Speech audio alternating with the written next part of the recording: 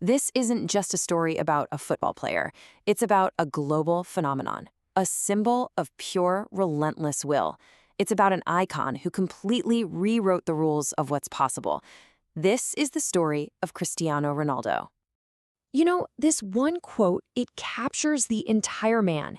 It's a mentality that was absolutely forged in fire. He takes every single obstacle, every bit of criticism, and turns it into fuel. And that's the real question, isn't it?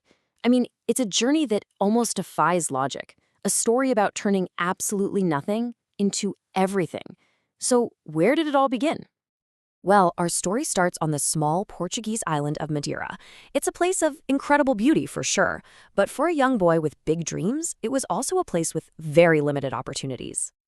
So, Cristiano Ronaldo dos Santos Aveiro, he was born into a life that was a constant struggle.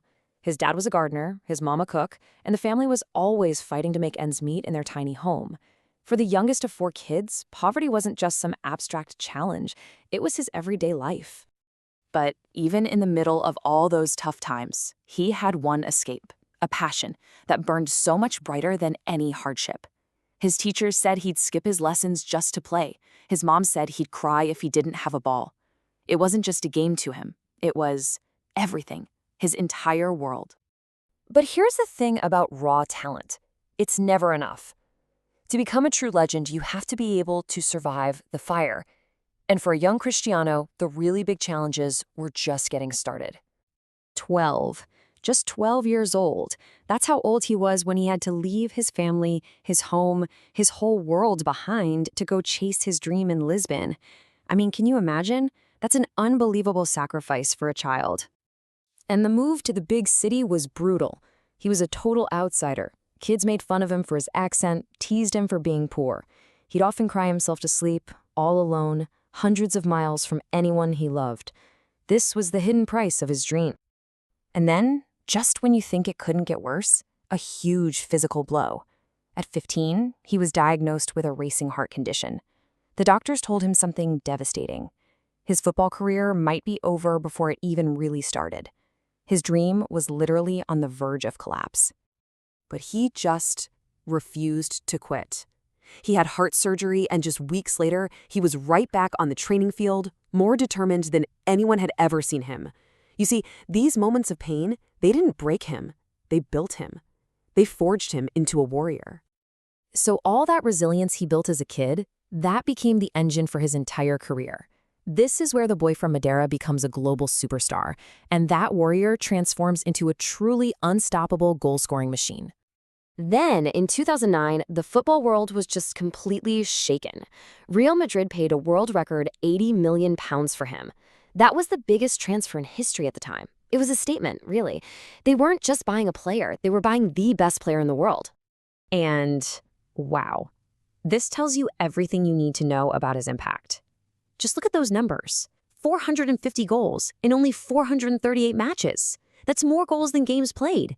It's a statistic that just seems impossible, a level of genius we may never see again. His time in Madrid was just pure dominance. He became the club's all-time top scorer. He led them to 4 Champions League titles, and he picked up 4 more Ballon d'Or awards. He wasn't just a star, he was the face of global football. But for all the success with his clubs, there was one dream that was still out there, bringing glory to his country. Portugal had never, ever won a major international trophy, and that enormous weight rested right on his shoulders.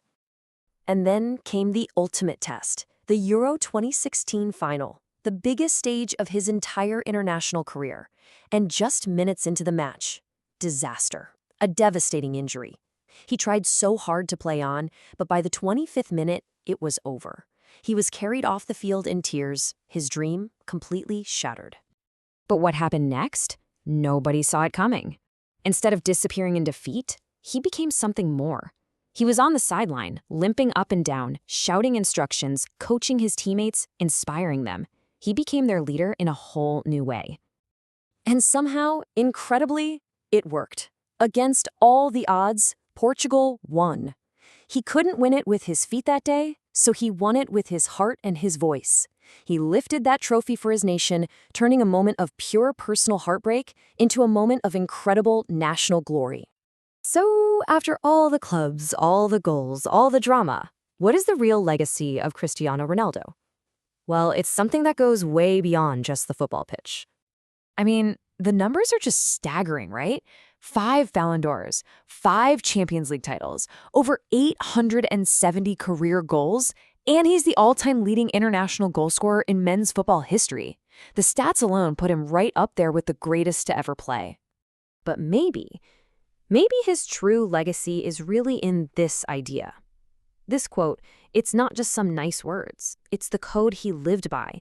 It's the simple belief that where you come from doesn't define you. Your work ethic does.